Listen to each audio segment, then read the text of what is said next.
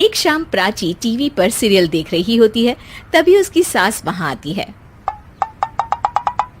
अरे सीरियल में तो ऐसे मग्न है जैसे आज रात का खाना पड़ोसी आकर बनाएंगे।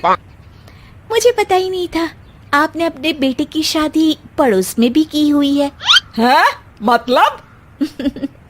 मतलब इस घर में सारा काम बहू ही करती है, आप तो सिर्फ खर्राटे मारती हैं। अच्छा जी, फिलहाल तो तुम आराम फरमा रही हो, चलो जाओ, ये मेरे टीवी देखने का समय है। आहा, इसीलिए मुझे भगाया जा रहा है। सॉरी, अब तो बिल्कुल नहीं जाऊंगी। प्राची की इस बात पर दोनों सास बहू के बीच टीवी रिमोट के पीछे बच्चों जैसे छीना झपटी शुरू हो जाती है, जिसके बीच श्लोक भी काम से घर वापस आ जाता है। हाँ, आज मेरी चूहे बिल्ली की जोड़ी किस बात पर झगड़ रही है? अरे तेरे बीवी मुझे टीवी ही नहीं देखने दे रही। अरे तुम्हारी मम्मी मुझे खाना बनाने के लिए फोर्स कर रही है। अरे वाह, ऐसे बेतुके रीजन पर तो बच्चे भी झगड़ा नहीं करते। अरे मुझे कुछ मत बोल, सब इसने ही शुरू किया है। हाँ हाँ, जैसे आप तो बहुत दूध की धूली है ना। अरे बस, दोनों चुप। प्राची जाओ, खाने की तैयारी करो। और माँ तुम छोड़ो, तुम्हें क्या बोलूं, शांति से अपना सीरियल देखो, मुझे दोबारा लड़ने की आवाज सुनाई नहीं देनी चाहिए। ऐसा बोलकर श्लोक वहां से चला जाता है, जिसके पीछे पीछे प्राची भी कुछ न कुछ बड़बड़ाते हुए रसोई में चली जाती है। हाँ हाँ, सासू जी को तो कुछ बोलेंगे ही नहीं, बस मुझ पर ही हुक्म चलता है, खाना बनाओ, जैसे मैं इनके घर में खाना बनाने के लिए आई हूँ। इसी तरह शाम बीतती है और रात को श्लोक और प्राची की सास खाना खाकर सोने चले जाते हैं, लेकिन प्राची गुस्से में कुछ खाए बिना काम में ही लगी रहती है। इस घर में किसी को घंटा फिक्र नहीं पड़ता, मैं खाऊं या भूखी रहूं। प्राची कुछ देर के लिए रसोई से बाहर जाती है और जैसे ही वापस आती है तो वहां दूध का भरा ग्लास देखकर हैरान रह जाती है। फिक्र पूरी है, बस दिखाना नहीं है। प्राची दूध पीकर सोने चली जाती है और अगली सुबह एक बार फिर सास बहू का कार्टून नेटवर्क स्टार्ट हो जाता है। ये तुमने ही किया है। अरे अजीब जबरदस्ती है, मैं बोल रही हूँ मैंने कुछ नहीं किया। दोनों ने मिलकर पूरे घर को पागल खाना बनाया हुआ है। यहाँ कोई नॉर्मल इंसान तो रह ही नहीं सकता, इसीलिए अब पड़ोसी क्या रिश्तेदार भी घर आने से कतराते हैं। और सुन बेटे, तू भी चंगा, तेरी माँ भी चंगी, तेरी बीवी भी चंगी, रिश्तेदार। हाँ जी, आपको नहीं पता क्या, गंगाधर ही शक्तिमान है, रिश्तेदार ही। हाँ हाँ, बस समझ गया। कभी जानवरों जैसे लड़ेंगी तो कभी जुगलबंदी करेंगी। भाई मैं आप दोनों के बीच में नहीं फंसना चाहता।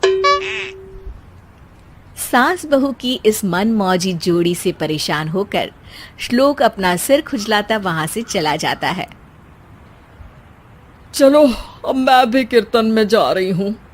इस पर जैसे ही सास कमरे में अपना पर्स लेने जाती है तो वहां नाश्ते की प्लेट रखी देख मुस्कुराने लगती है और नाश्ता करके घर से बाहर निकलते हुए कुछ पैसे टेबल पर रख जाती है, जिसके कुछ देर बाद सिलेंडर वाला घर आता है। ओ मुरी मैया, मैं सिलेंडर के बारे में तो बिल्कुल भूल ही गई थी। घर खर्च के सारे पैसे भी मम्मी के पास है और श्लोक से बोला तो उल्टा 4 बात सुनाएंगे।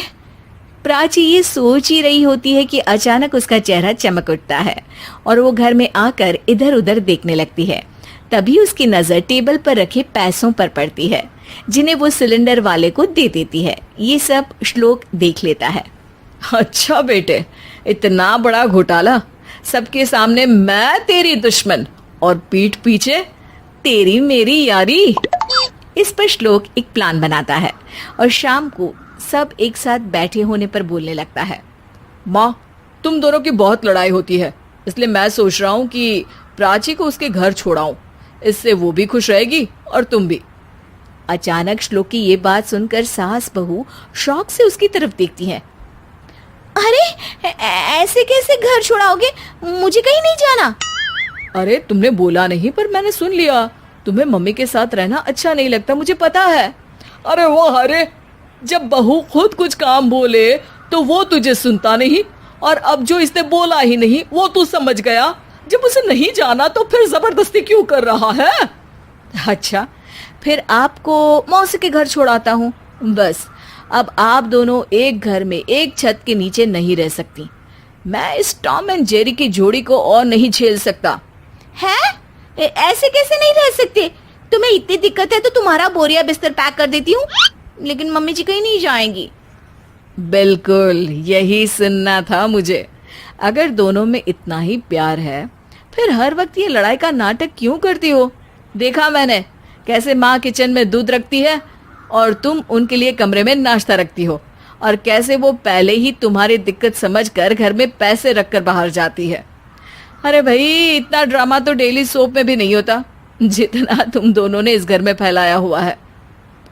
तू हमें टॉम एंड जेरी बोलता है ना, तो याद कर वो दोनों भी एक दूसरे को बाहर वालों की बुरी नजर से बचाने के लिए हमेशा सबके सामने लड़ते थे, लेकिन अकेले में दिक्कत के समय मदद भी तो करते थे। बस हमारा रिश्ता भी कुछ ऐसा ही है। और वैसे भी अगर सास बहू में तू मैं नहीं होती तो दुनिया वालों को कहानियां कैसे मिलेंगी?